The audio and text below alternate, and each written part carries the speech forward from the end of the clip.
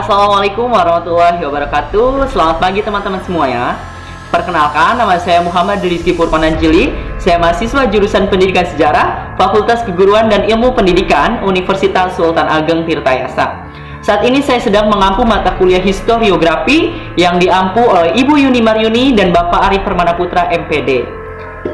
Berkaitan dengan tugas akhir yang diberikan oleh dosen pengampu, mahasiswa ditugaskan untuk menganalisis sebuah karya historiografi yang menyangkut pola penulisan, biografi penulis, kemudian resensi dan relevansi dengan kehidupan yang sekarang. Nah, karya yang saya ambil yaitu karya dari seorang jurnalistik handal dari harian Kompas, yaitu bernama Her Suganda, dengan karyanya yang berjudul Rengas Dengklok, Revolusi dan Peristiwa 16 Agustus 1945. Nah, seperti ini bukunya. Untuk kejelasan analisis sebuah karya dan biografi dari beliau, saksikan selanjutnya. Nah, mengapa saya menganalisis karya ini? Karena yang kita ketahui bahwa Rengas Dengklok hanya dijadikan tempat sebagai penculikan Dwi Tunggal kita, yaitu Soekarno dan Hatta. Tetapi untuk menariknya lagi, buku ini tidak hanya menceritakan tentang penculikan Soekarno dan Hatta oleh para pemuda yang tergabung dalam pembela tanah air atau PETA, tetapi masih banyak peristiwa-peristiwa penting yang perlu kita kaji dalam buku ini, yaitu tentang Rengas Dengklok, sebuah revolusi dan peristiwa 16 Agustus 1945. Misalkan seperti peristiwa Rawa Gede, kemudian Tangsi dan Asrama PETA. Di manakah sebenarnya peran kota kecil ini dalam perjalanan sejarah bangsa Indonesia, terutama saat menjelang proklamasi kemerdekaan Republik Indonesia pada tanggal 17 Agustus 1945. Nah, hal inilah yang akan dijelaskan dalam buku ini. Sebelum kita mengetahui tentang apa isi yang terkandung di dalam buku ini, terlebih kita harus mengetahui biografi dari penulis buku Rengas Dengklok, Revolusi dan Peristiwa 16 Agustus 1945. Her Suganda, penulis karya ini, lahir di Jatinegara pada tanggal 6 Juni 1942. Beliau memulai karir jurnalistiknya sejak tahun 1962. Memulai sebagai penulis cerita pendek dan puisi selama tahun 1962 sampai dengan 1965, minatnya di bidang jurnalistik ini dimulai bekerja sebagai wartawan atau staf redaksi Mingguan Remaja, wartawan atau staf redaksi Wiradharma, Mingguan Anjang Raya, Mingguan Dinamis, dan Mingguan Perintis Minggu. Selama di harian Kompas, beliau pernah dikaryakan sebagai pemimpin proyek PT Grafitri, kemudian direktur pemimpin proyek Satya Mandala, dan wakil pemimpin redaksi harian Mandala tahun 1960 sampai dengan 1991. Nah, pada tahun 2000 sampai dengan 2004, beliau pernah menjadi komisaris utama PT Bandung Media Grafita atau Harian Metro Bandung. Tetapi kenyataannya beliau lebih bangga menjadi koresponden harian Kompas. Nah, selain buku yang saya akan analisis, ada pun karya-karya dari beliau, yaitu misalkan seperti Jejak Soekarno di Bandung tahun 1921 sampai dengan 1934, kemudian Jendela Bandung, Mengenal Sunda, Mengenal Jawa Barat, Suku Naga Mempertahankan Tradisi, ada Secercah Cahaya, Wisata Faris Panjapa, Sejarah Peradaban Seni Kuliner dan Belanja. Nah, masih banyak lagi karya-karya beliau, namun yang saya akan analisis selanjutnya yaitu mengenai buku ini, Rengas Dengklok, Revolusi dan Peristiwa 16 Agustus 1945.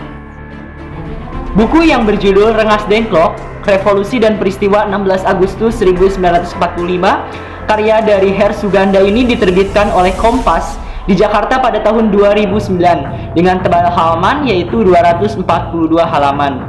Buku ini bukan hanya membahas tentang peristiwa 16 Agustus 1945 dan tentang keberadaan Soekarno dan Hatta di Rengas Dengklok.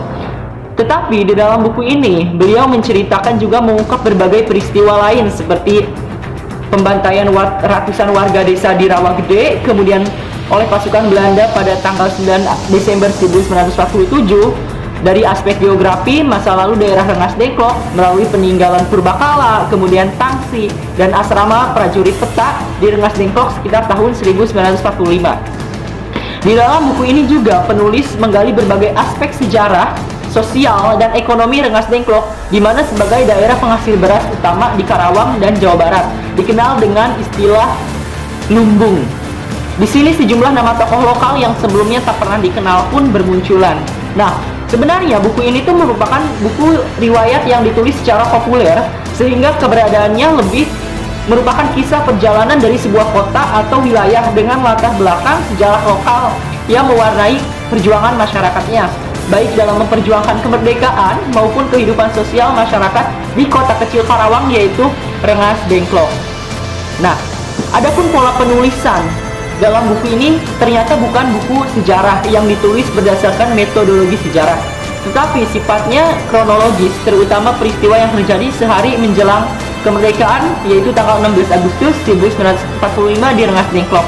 Pola penulisannya pun menggunakan penulisan seperti sejarah lokal yang menggunakan pendekatan multidimensional atau menggunakan pendekatan ilmu sosial lainnya seperti ilmu sosiologi, kemudian ekonomi, antropologi, arkeologi, politik, dan lain sebagainya.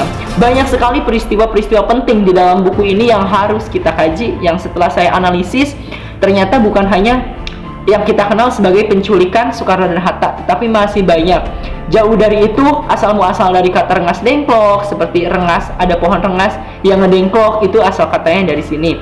Kemudian asal kata dari rawa gede, yaitu rawa yang besar, dan masih banyak lagi sampai dengan pemekaran kota atau kewedanan kewedanan Rengas Dengklok ini menjadi Kabupaten Karawang atau Kabupaten Karawang 1 dan Kabupaten Karawang 2. Kabupaten Karawang 1 yaitu beribu kota di Karawang, dan Kabupaten Karawang 2 beribu kota di Rengas Dengklok.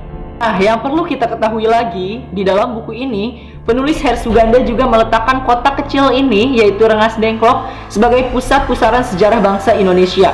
Meski peran penting itu hanya terjadi dan berlangsung sehari, yakni pada tanggal 16 Agustus 1945, melalui buku yang berjudul Rengas Dengklok, Revolusi dan Peristiwa 16 Agustus 1945, penulis seolah ingin menyatakan tanpa Rengas Dengklok ini, rangkaian peristiwa politik yang terjadi di sana sepanjang hari Kamis, tanggal 16 Agustus 1945, termasuk peristiwa pengibaran Sangsaka Merah Putih di depan pendopo kewedanan Rengas Dengklok dan pengumuman kemerdekaan Republik Indonesia, sejarah bangsa dan negara Indonesia mungkin akan lain dari apa yang kita kenal sekarang. Sebagai daerah yang memiliki sejarah perjuangan bangsa Indonesia yang dibuktikan dengan peninggalannya, masyarakat perlu memiliki kesadaran untuk menjaga kelestarian warisan sejarahnya yang sekaligus menjadi kebanggaan di daerah Rengas Dengklok. Baik, mungkin itu saja yang dapat saya analisis terkait dengan buku Rengas Dengklok, Revolusi dan Peristiwa 16 Agustus 1945 karya dari Hersuganda. Untuk lebih jelasnya mungkin kalian bisa baca-baca buku lagi, karena tanpa baca kita tidak akan tahu apa-apa dan tidak akan mengerti apa-apa. Dan kalian boleh untuk menganalisis lebih lanjut terkait buku ini dan cari referensi-referensi lainnya yang mendalam. Mungkin karya ini bisa menjadi inspirasi sekaligus mengingatkan kita sebagai generasi muda atas perjuangan dan pengorbanan para pendahulunya yang tidak mengenal pamrih. Terima kasih saya ucapkan kepada Bapak Ari Permana Putra MPD dan Ibu Yuni Maryuni yang telah membimbing terkait dengan analisis karya historiografi. Terima kasih, sampai jumpa dan tetap melaksanakan protokol kesehatan. Assalamualaikum warahmatullahi wabarakatuh.